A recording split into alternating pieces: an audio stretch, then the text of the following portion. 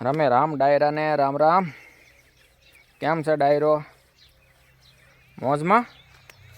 બસ વાલા મોજમાં રહેવું હો.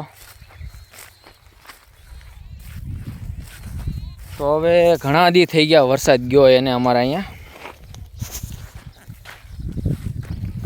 વરસાદ ગયો એને લગભગ ઘણા દિવસ થઈ ગયા છે. ઘણા એટલે કે 15 દિવસ ઉપર થઈ ગયું છે. અને બધાએ તો મણ્યા પાવા આપણે ચાલુ કર્યું છે ઓલકા ફુવારા, કેમ કે નીકુમાં પાણી હાલે એવું લાગતું નથી, તળા પડી ગયા છે. અને આ દશમાં જો વરસાદ આવશે એવું વાતાવરણ થઈ ગયું. ફરતો આવે તો કામ થઈ જાય વો વાલા. જો પવન ટાઢો આવે ને,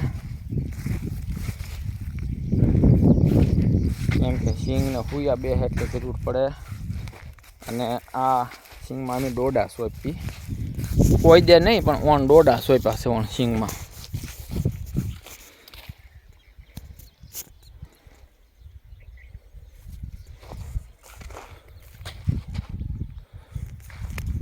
એટલે કોઈ વર્ષ સોંપ્યા તો નથી પણ હવે સોંપ્યા છે. થોડાક મગ સોંપી ખાવા થાય થોડું થોડું એમ. અને અહીંયામાં દવાનો સ્પ્રે કરવો છે. વરસાદ ન આવે તો આ સ્પ્રે થઈ જશે, વરસાદ આવે તો નહીં થાય એવું છે વાલા. પવન આવે ટાઢો એવું લાગે તો એમાં જો મસ્ત પવન આવે, ટાઢો બોળ આવે પવન, એટલે વરસાદ તો આવશે એવું લાગે વાતાવરણ જોતા. વાતાવરણ થઈ ગયું છે. જોઈ લે છે ખરખી બાજરી, મારા કાકાની બાજરી છે ભાઈ.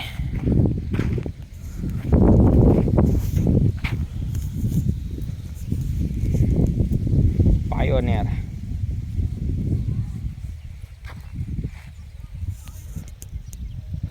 ને જોઈ લો ડુંગર ઉપર કેવા વાદળા દેખાય.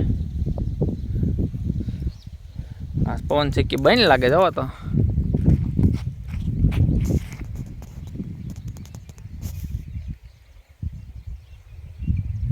જો આમ વરસાદ ચાલુ થઈ ગયો. જો આવ્યા સાંટા આવ્યા. ભાગો ભાગો. અને વાત ન કરી એમને ટાઢો પવન આવે છે. ટાઢો પવન આવ્યો ને વરસાદ આવ્યો.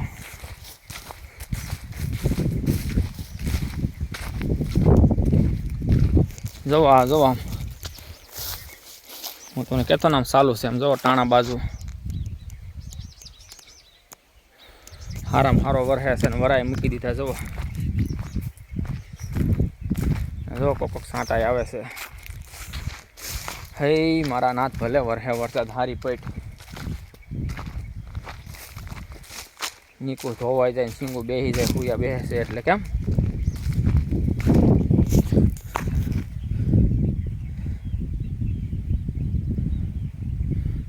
તમારે એનો વરસાદ છે કે નહીં કહેજો કોમેન્ટ કરીને.